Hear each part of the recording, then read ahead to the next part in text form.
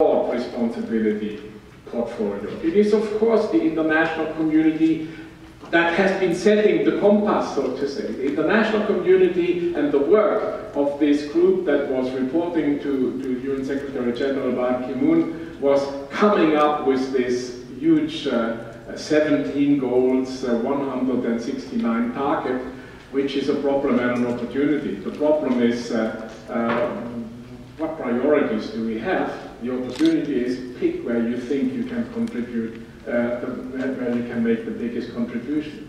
It is something of national government, and those of you who are interested, go and Google what the Swiss government has been doing. It is called Wegweiser. It is also available in English. The important thing is that there were a group of people who were kind of saying, if that's the state level, this is what we do at the state level, this is what we do on the canton level, this is what we do on the community level, this is what we expect our people to do. And by the way, triple bottom line, that's in the area of economics, that's in the area of social, that's in the area of ecological. You break the problem down to manageable items, and then you set a goal, and then you set the time frame, and then you can control whether you are on the right track.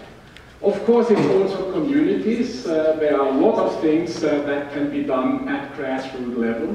Of course, it is households, and of course, it's individuals. And what I said at the beginning, I very much believe in piecemeal social engineering. Things happen in small, incremental steps, and they can be revised in the light of experience after every step that has been taken. It is economic, it is social, it is political, it is technological, it has to do with valuations, and by no means are these things in a harmonious relation. Things that might look good from an economic point are probably not acceptable from a political point. Things that look desirable from a social point are probably not acceptable by people who run a company. Now, it was Immanuel Kant who wrote in his theory of the pure rationality, pure reasons, what can we know? And on the basis of that, what ought we to do? And on the basis of that, what's left, what may we hope? Now, what can we know? The interesting thing is here that we know just about everything we have to know for a right decision. There is so much knowledge available that it's nearly a problem, because it's too much. You will have to select, and then it's difficult according to what criteria. But there is enough knowledge to know that the business as usual approach is unsustainable, and there is enough knowledge to know what ought to be the pillars upon which the sustainable development path is resting. It's this future we want for all. It's not the future we want for the Swiss or the future we want for the rich Swiss or the poor Swiss. It's the future we want for all. And that has to do with giving and taking, and I will come back to that. Now, as we live in pluralistic society, as we have bright minds with different convictions, there are still people who have very controversial assumptions on very central issues. I mean, Ed Constable was yesterday quoting this American, hopefully got to be politician who thinks probably global warming is an invention of the Communist Party, and it's the resources that we have are there to be used. That problem is solved as far as I'm concerned. I'm old enough that I have attended the Rio conference in 1992, and one of the most important outcomes there was the so-called precautionary principle. And that reads, where there are threats of serious or irreversible damage, lack of full scientific certainty shall not be used as a reason for postponing cost-effective measures to prevent environmental degradation. So, there is a lot of evidence, there is a lot of knowledge, and there are some things that are controversial, but for that, we have this precautionary principle. In doubt, do what you think is the right thing, even if the scientific clarity is not yet there. How come we know what we ought to do and we are not doing it? I mean, that's the problem since Moses came down with the 10 Commandments. It's pretty clear what ought to be done and what not ought to be done. And there are some commandments where people continuously have problems. I leave the choice which one you choose up to you.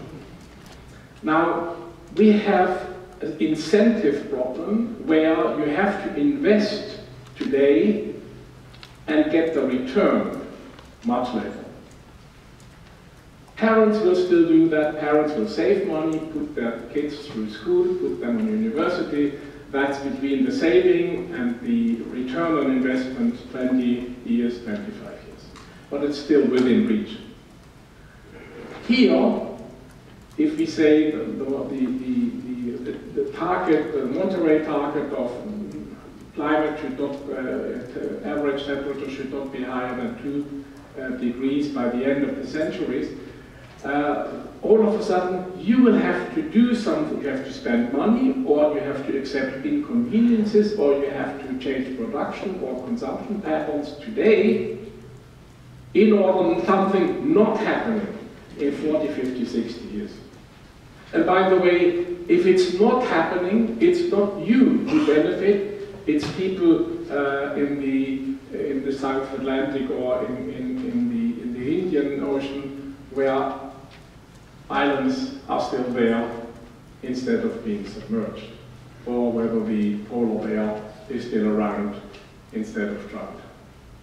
This is definitely an incentive problem, because somehow investment and return on investment are far away. For the individuals, it means accepting concrete inconvenient changes in their custom consumption habits today for a minuscule long-term benefit elsewhere and in the future.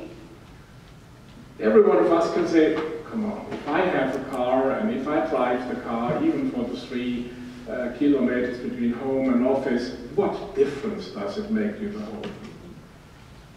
And it's exactly the 7.3 billion times differences that make the difference. Or, you know, not driving a car, taking the public transportation, or not having, I don't know, not owning a car, or leasing a car. That's the individual world. The corporate sector, that's just about the same thing. You have to pay or invest today, or you have to change your product portfolio or service portfolio, and it costs you something that is reflected in the next quarterly or yearly report, and the return on investment is, well, certainly not within the period you report, and maybe not even in your period as CFO or CEO, or because it's not your period because you were not delivering what the financial analysts and the market was expecting, because these things are not yet priced in. The politicians. Who wants to be a politician that inflicts inconveniences or costs on his electorate if you want to be re-elected in 3 to 4 years from now, but the return on investment will come in 25 years and in the Comoro Islands and not in the Kanton Basel-Stadt? So we have a definite value problem, we have an incentive problem. We ask people to do something because it's the right thing to do, even if all you might get is a warm, nice feeling for yourself and not something you can show. Now, what does that mean for the corporate sector? The corporate sector is, of course, part of these societies, and part of them, this is why it functions according to the same rules. Now, we know legality and compliance regulation is only the ethical minimum. If you travel, you will find that the environmental standards in Kanton Basel-Stadt are already different than in Mecklenburg-Vorpommern. Forget about Rwanda or Bangladesh or Peru, for that matter. And it would be legal if you say, as a multinational company, I comply with law everywhere I work. And that would give you the chance to kind of juggle around with production processes or whatever you want, and put it where you have the lowest environmental standards the lowest labor norms translated into calculation, the best financial frame conditions for your company. Enlightened leaders would say, no, it's about legitimacy. Legitimacy in the sense, if we know that this kind of legal base is not good enough, then we must act differently than with law. Law is always the minimum, you must be more. And integrity, I want to sell to you a new integrity definition. Integrity is defined as you are honest, you are truthful, you are accountable, and you act according to the values you really believe in line with the knowledge available, then knowing that the sustainability facts are known, that it's a lack of integrity if you do not take into consideration that what you are doing is not aligned with what we want with sustainable development goals. Now, just to make you laugh, I will quote a wise man, Socrates, and a not so wise man, Rumsfeld. And you can quote, when people ask you, have you attended Leisinger's lecture, then you can say, I was walking out when he quoted Rumsfeld.